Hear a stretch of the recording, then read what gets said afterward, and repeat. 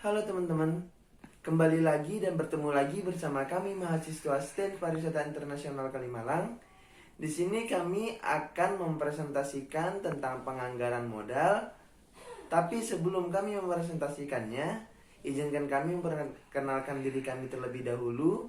Yang pertama di sini ada saya, Lukman Hakim, dengan NIM 2190302025, kelas A pagi. Assalamualaikum warahmatullahi wabarakatuh.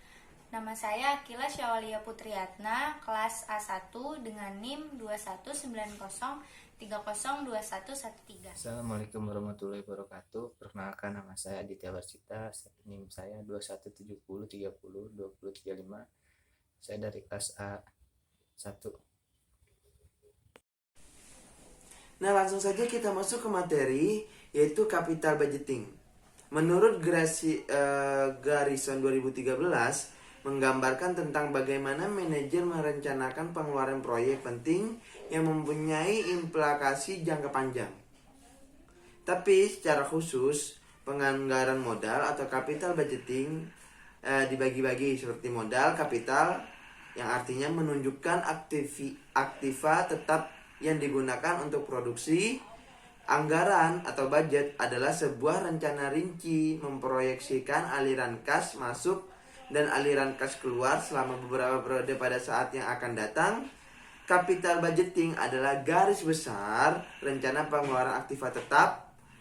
Penganggaran modal atau capital budgeting adalah proses menyeluruh menganalisa proyek-proyek dan menentukan mana saja yang dimasukkan ke dalam anggaran modal tersebut.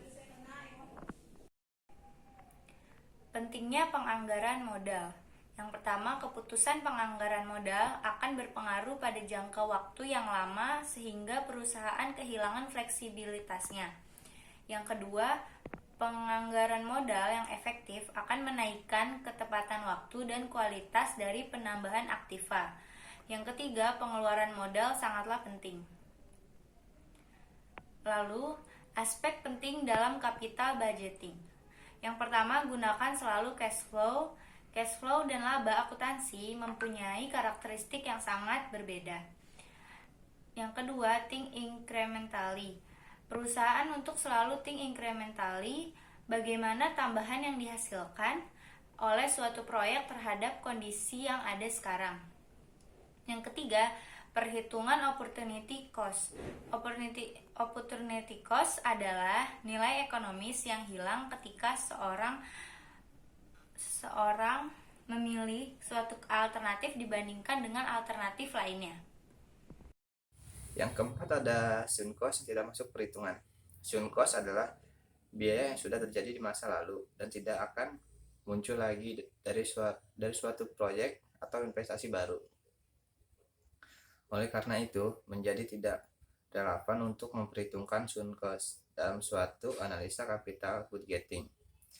Karena biaya yang sudah terjadi, sementara keputusan investasi yang diambil baru akan terjadi di masa depan.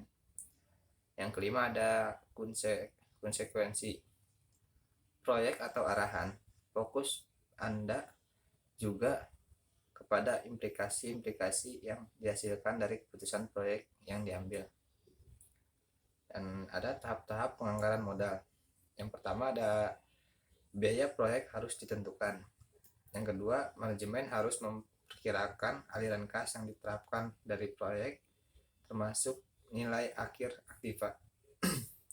Yang ketiga ada resiko dari aliran kas. Proyek harus diinvestasi atau memakai distribusi probabilitas aliran kas.